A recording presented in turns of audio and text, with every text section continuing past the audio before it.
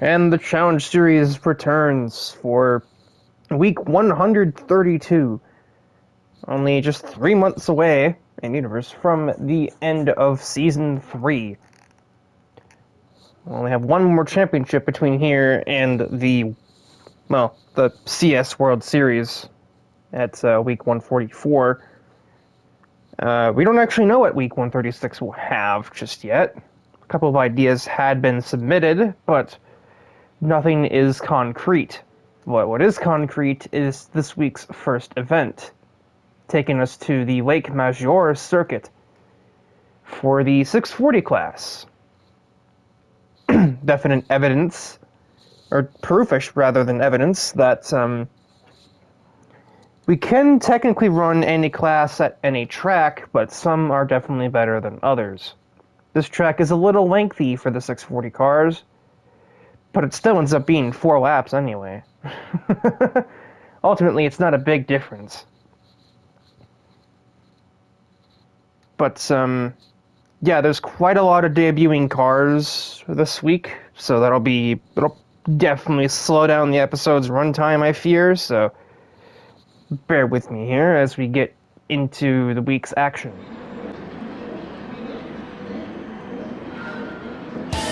Nice lights. That's the third time I've attempted the start of the replay and none of the lights worked, but we are green from Lake Major. It was a double GM front row, but a certain 911 driver is looking to change that. She will not, however. Despite me saying that this week is heavy on debuting drivers and cars, the first race here has the least of that. For this race, Charlotte Riel 930 Spec 911 is the only new driver or car in this race.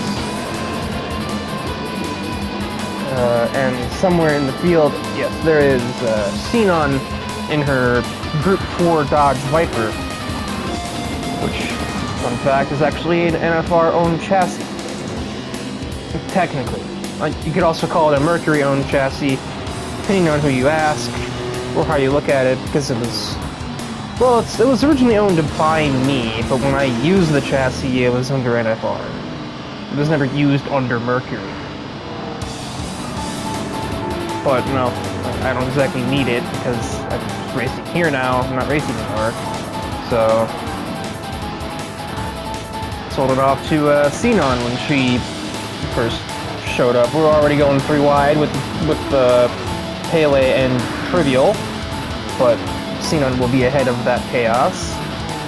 Pele straight up turned in on Xenon, a little clumsy as Lipa is just off the track there. In general, there was just a lot of chaos back here in this part of the field heading towards the bank turn. Big wheelie came from both Scarborough and Stephanie Kaiser, and Lipa just broke way too hard and way too late. Not only smacks into the rear of Scarborough's bug, but also just straight up puts herself in the dirt. And Len behind her kind of did the same thing, but at least Len didn't run into anyone. Unlike Lipa, who now has damage to her Lexus. And Scarborough having damage to his Beetle, and I think Stephanie also got caught up in the accordion effect. We're not even a lap into the race. Xenon's already looking for 5th place. Bars. Looks like she might actually get it on Riel. Nope. Maybe, I don't know. Yes, she will clear on exit into 5th position. Only 4 more passes to make. There you see the damaged cars not retiring to the pit lane, but heading to fix the car.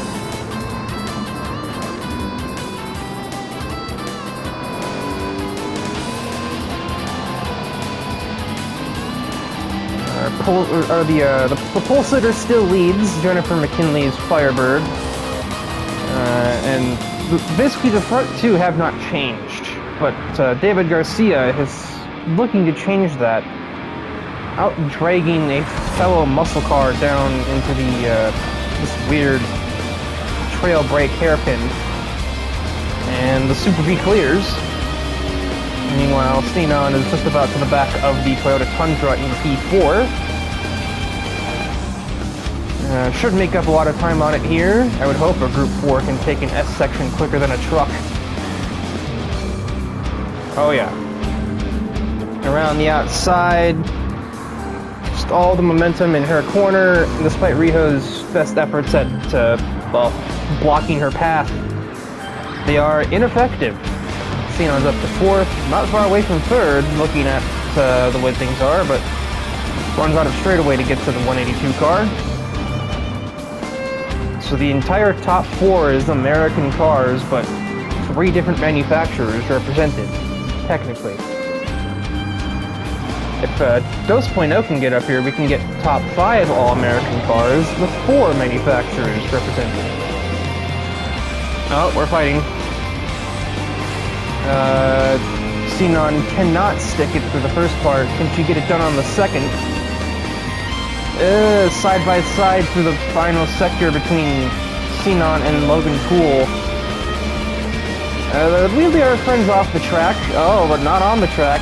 I say that like Logan's doing something overly aggressive and just trying to pass. There are no friends on the racetrack unless otherwise specified, though. Xenon will escape with 3rd place. There isn't more to that sentence. I thought there would be, but she just has 4th place. 3rd place, I'm dumb. 2 laps to go, and her 2 targets are definitely in sight. Right on board for the middle-ish sector here. Lago Maggiore is, in general, a more technical circuit than others. Especially the first half of the track. Once you get past the S's, though, it is a little more power-oriented, I suppose. You have the long straightaway with the downhill bit. And then, yeah, you do have the hairpin there. And then you need a lot of power to climb the hill as you ascend the S's. And then it's not too many turns left before you get to the front straightaway. Xenon knows how to make the most out of all of her corner and grip, just dusts David Garcia on the back straightaway. Could she get McKinley here? She's close enough. Down the inside, but that is some very late braking. I don't know how on earth Jennifer got that stopped. David is in his natural habitat. He's going to try and go run some dirt racing. Unfortunately, now is not the time.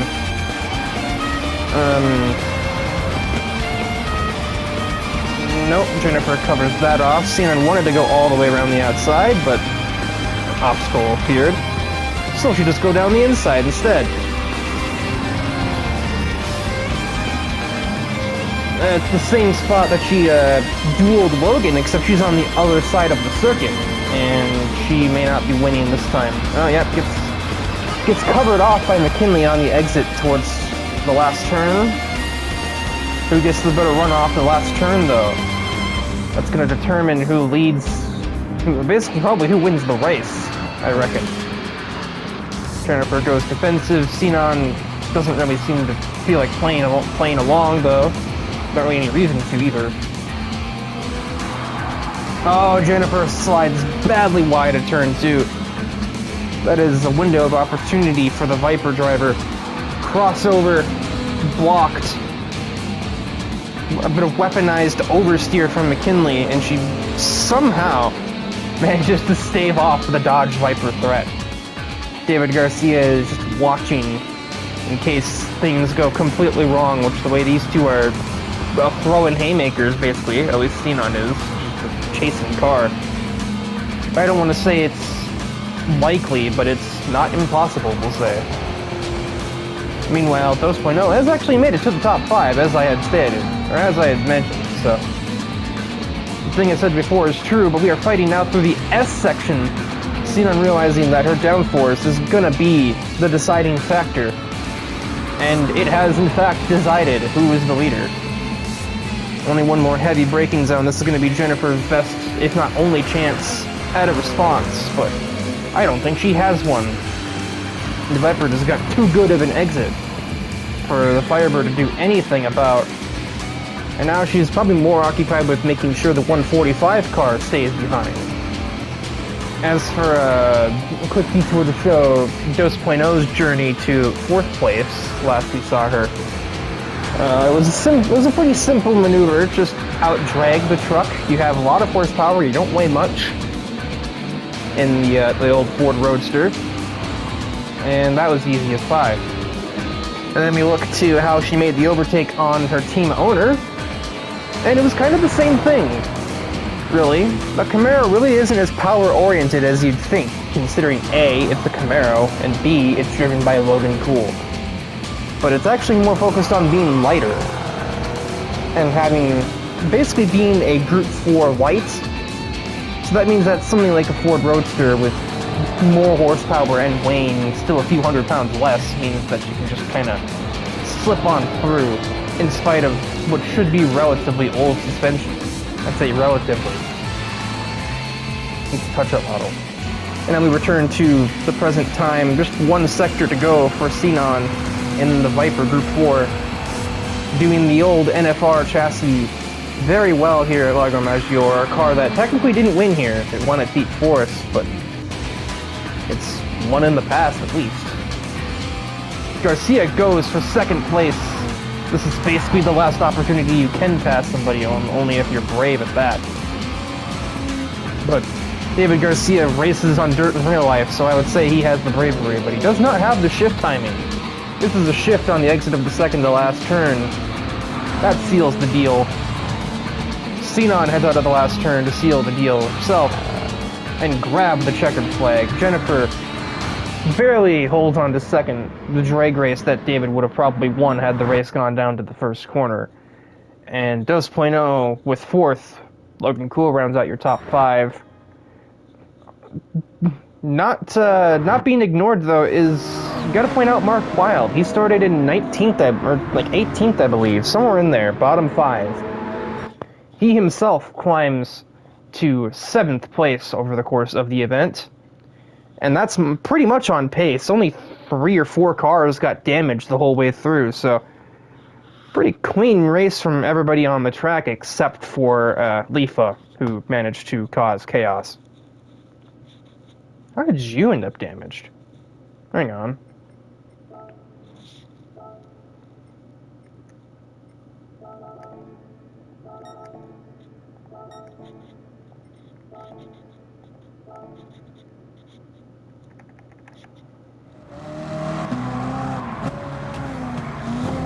Oh, it was also Lifa, who just tried to use too much downforce and found the back of the Superbird of Dick Trivial.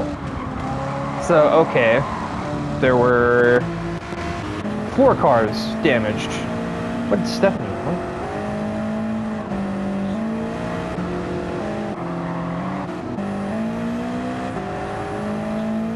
Okay, it also looks like the only driver that got damaged not involving Lifa was Stephanie, who just, well, gave Len a love tap that didn't even damage Len's Volkswagen, but damaged the Porsche. And I don't even know how that damaged the Porsche either, other than the fact that it's faulty German engineering. But then again, she also hit a German car and it didn't take damage, so I don't know. But either way, there you have it, the story of the race. And Jake actually got hit by both Dos Point0 and Lifa throughout the course of the event, so Herbie was just not having a good day. We'll say that much.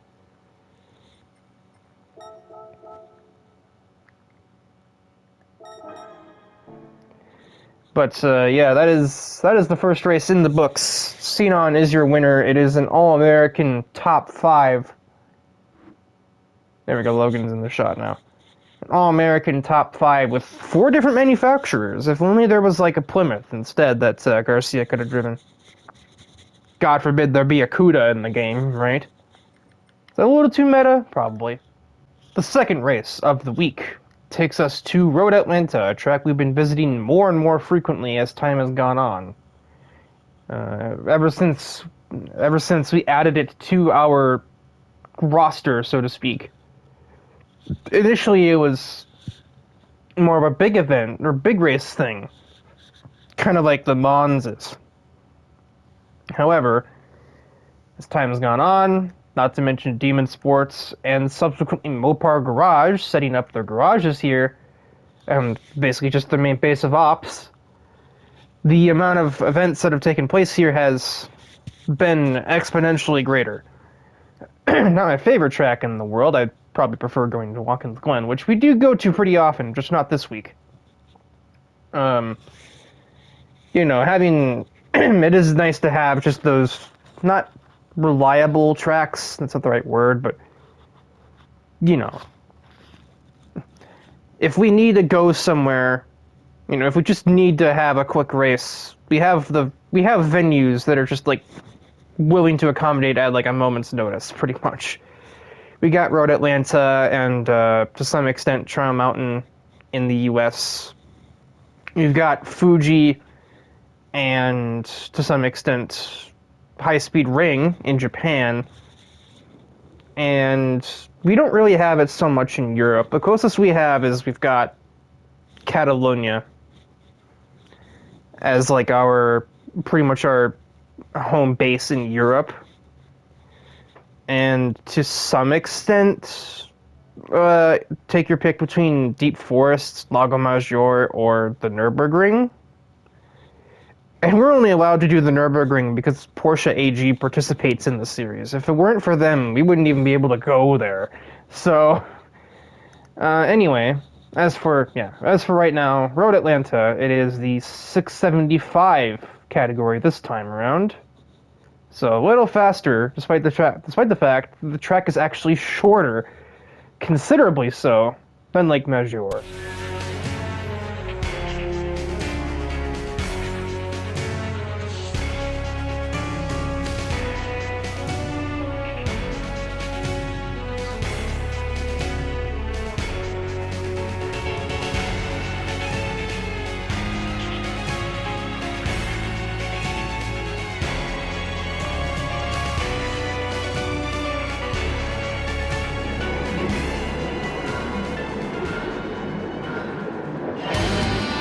We are green from Road Atlanta, aka Michelin Raceway.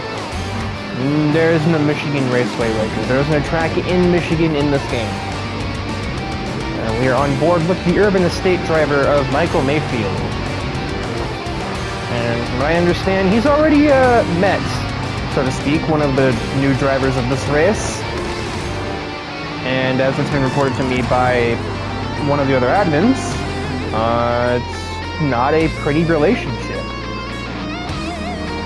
Which, speaking of, that admin is fighting his way through the mid-pack. Yeah, as in case for the unaware, after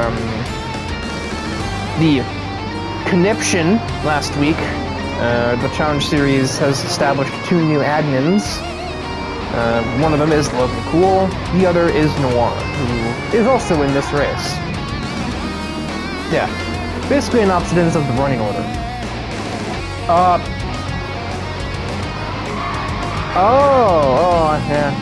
I feel that, Derek. I had that same problem with my own GTO. Our race leader, and by some margin too, is John Pickens, who is, as you can probably guess, a debuting driver. A University of Cincinnati alumni. He's pretty proud of it too, especially considering he was their star running back in their college football activities for basically the last 3 years. We just didn't go pro. No team is interested, and I'm not exactly sure why not. And he certainly isn't sure. Obviously, I didn't see his play. I'm not exactly a college football guy, but Logan is. So he was incredibly shocked. Logan, who is literally a Cincinnati Bearcats fan, has seen him play every snap he's been a part of. Other debuting cars, Art of Speed finally gets horizontal expansion with more than just silica, having multiple vehicles. Elizabeth with an M2 running second place. Lifa with an R34 getting passed by Michael Mayfield. And Xenon has a 2015 Camaro fending off John Casillas in the Corvette. Also Dedrick Schwartz with a very hard to miss Porsche 993 defending from the model of car that he wrecked like 3 weeks ago, and sliding around a lot in the process. Also, Veronica has a 1992 NSX. Alright. Dragster over here. I thought 160 was plenty fast, but John just kicked it up to 180, I think, or so. Oh, that's a little sketchy for the brakes, but everything is fine. We're all fine. But yeah, 1992 NSX from Veronica Katsuragi, so I believe that means that she's almost in every single category. Almost. She's missing 715. Mayfield ahead of Isabel Aspinall, and heading up to the back of one of her teammates, the occupied with Barbara. He's already occupied with passing somebody else at the moment, but I don't think he cares. Logan picked his way up to third, and M2 lies ahead. Mayfield has passed the 55, looking to pass the GR86. That was pretty easy. That thing doesn't have much horsepower. Barbara's going to do the same thing, I reckon. Actually, that's not really that tight of a squeeze, what am I saying? But down the inside, the Corvette goes, passes the GR86. Yoshiko is just falling rapidly. Isabel might get her next, too. Oh boy. Yoshiko, it's, or Yohane, or whatever. Yeah, good luck. That's just good luck. That's a line, Michael. Well, that's not much of a competition in terms of speed. The muscle cars really own this category, don't they? If you can get a muscle car set up to be stable, the performance points calculation on them with their old suspension setups really just wins them the game. They just can pack so much more horsepower into a package that's not a whole lot heavier than, say, Lisbeth's M2 really is, all things considered. And some vehicles like Mayfield's Corvette are actually set up for cornering. This thing is as light as you can get a Corvette to be, pretty much. But even still, he's going to have more horsepower than Liz's M2. He's just going to struggle to deal with the two cars ahead of her. But he was able to dispatch an M3 with relative ease. This is just a battle between GM and BMW up here, and it's looking pretty heavily, well, GM is winning, we'll say that, by a lot, since they're now owning the top 3 positions on the track. Despite them all being different GM models, one of them isn't on a team, and the two that are on different teams. Opposing teams, no less, as it's hardly a secret that Demon Sports and Urban Estate are not on good terms at all. From what Logan tells me, his beef is primarily with the two that run Urban Estate, and his opinions of the other drivers on the team range from negative to neutral. However, I don't think his opinion on that overtake matters. That was just an embarrassment. Almost gets ahead of Pickens in the literal next turn, but cannot seal the deal. Been saying that a lot. Suddenly, there's a rally chicken, just dives down the 313's door, and we heard the horn. He's not pleased too much about that. He's lapping a half to go from Road Atlanta. And now he has made contact with John Pickens as well.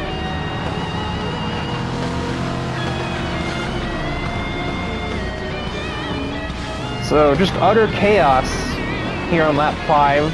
Pickens' Chevelle is damaged. Mayfield's Corvette is damaged. So first we will see the dive bomb from Logan. Because that's what this is. That is so far back. I don't think he would have gotten that stop without Michael Mayfield being there. He wanted to get Pickens for good measure, but Pickens just braved it on the outside of the entrance to the S's. But then we see very early braking from Pickens. Did he just brake test him? Yeah, he pretty much did. That's a bad view. He's already on the brakes.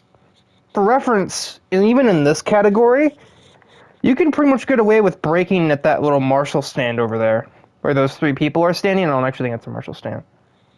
You can either use the start of that curb, use the three people standing there, or that little thing off to the left if you really got good eyes.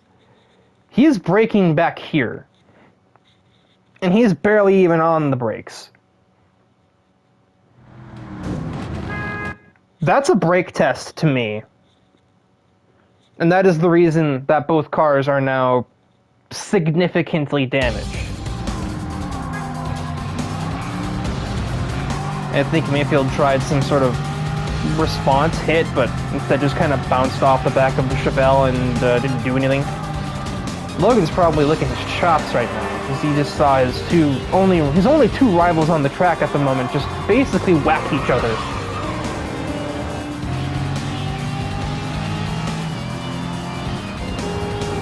So the relationship between John Pickens and Michael Mayfield gets more sour still.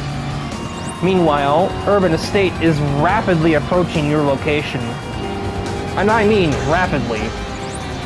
178 for Casillas, 175 for Barbara at the braking zone for the final chicane.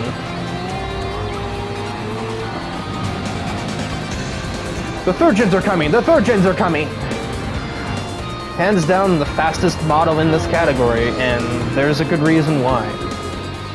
Mayfield does not pit, he stays out and battles Logan Cool door to door through turn 1 to reclaim the lead he probably could have had 3/4 of a lap ago.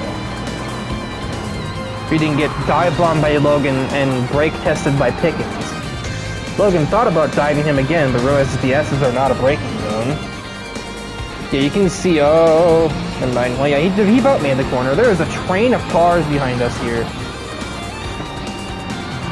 7 cars strong. We continue to battle for the lead.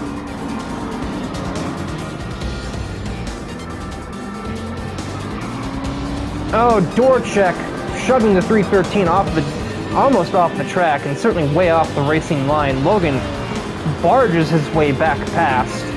Urban Estate will, basically pick things up from here. That is a very tight fit for 3 Corvettes. But, I think Urban Estate is all out of time. That, Logan got his rival out of the way.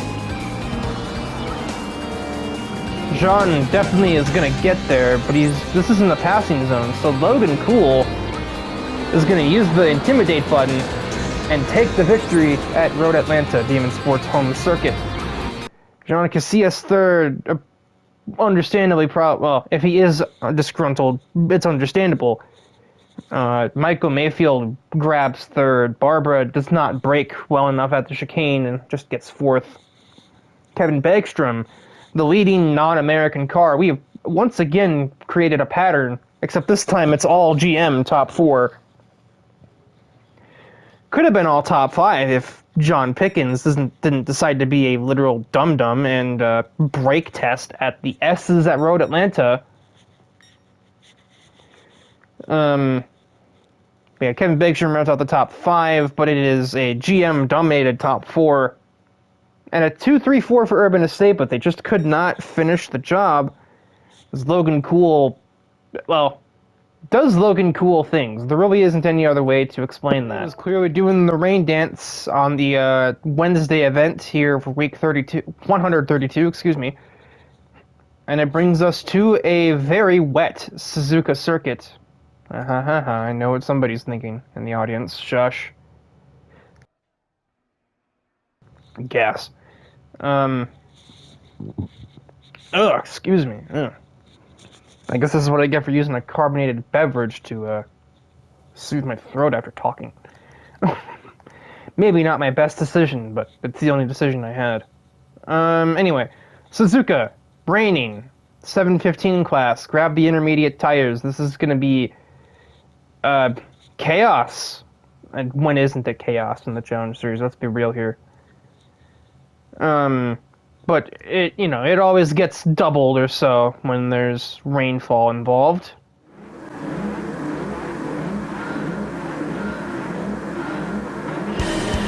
We are away. Excuse me?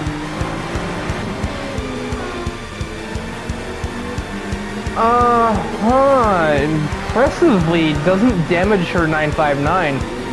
Liza Kaiser just does a straight up goddamn wheelie off the starting grid. In the rain! What? How did I not notice that? I've seen it all. A wheelie 959. Oh my god, I'm so dumb. Anyway, we are green. This fuckwit is the POV driver, so I'd say it's gonna double in chaos. I feel like it's gonna get more than just double today. Actually, it looks like Kevin Royce had nothing to do with Stephanie's demise. No, not really. That's just trying to fit 3 cars when Jackson Steele didn't feel like giving them space. The damage came from Tyler's Corvette, which I would have been able to figure out if I looked at his car. Back to present time, and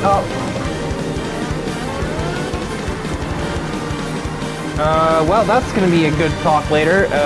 Evelyn just damaged her own teammate, Jackson Steele.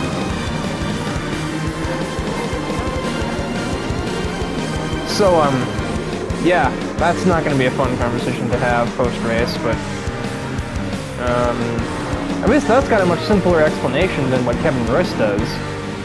Evie just has downforce and more grip in these conditions because she has a race car.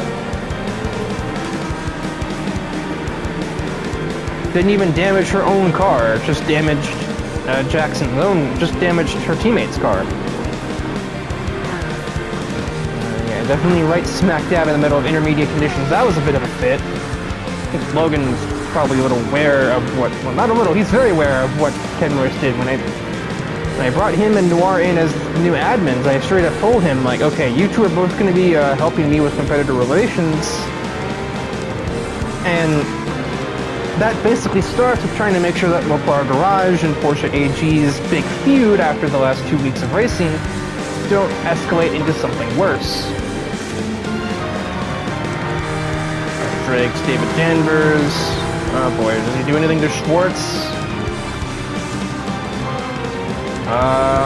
I think not. Yeah, no, I think if he was going, he would have done it already. So, a clean overtake on Dedrick, which is honestly confusing to me. But sure.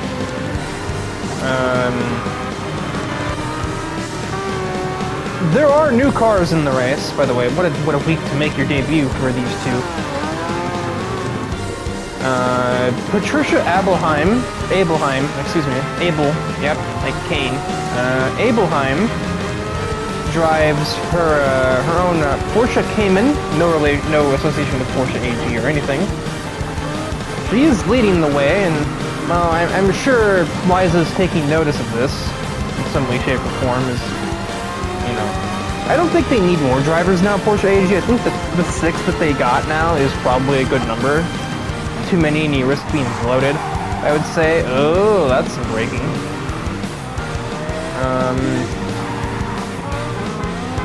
Oh yeah, this happened. We'll get to that in a sec. And then Claudia Valence, I believe is how that's pronounced, since it's she told me it's derived from Valentine, but like also isn't. She's German. In the Ferrari 430 Scuderia. They are both debuting here. As for what you saw a bit of earlier, yeah, I took, admittedly, it was not my best line into the second Degner.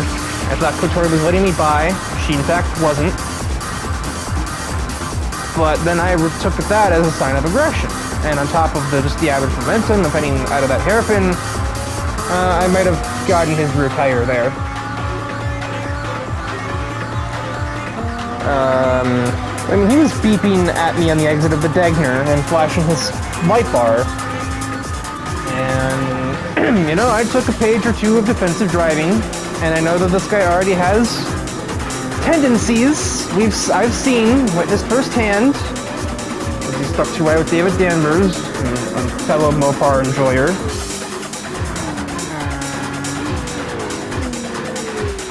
He gets down the back straightaway, dusts Renee Woodbrook in the Ford VT. Head to 130R.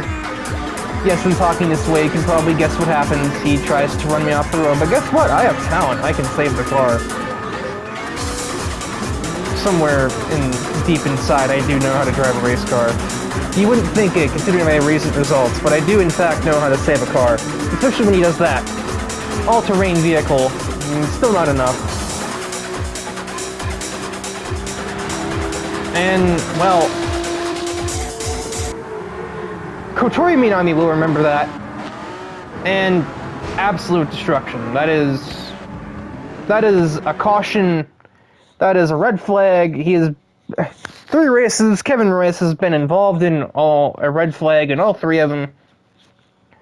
This time, he is the one that pays for his aggression because he didn't like that I missed a racing line and cost him a few tenths of a second. He tried to send me, misses me, and nearly hits my teammate. And then does put me in the dirt 2 corners in a row. Kind of. So, I'll admit, Kotori kind of got a little angry, as much as that almost seems out of character for her. And yeah, Kevin Royce is out of the race. The race has passed the half-distance mark.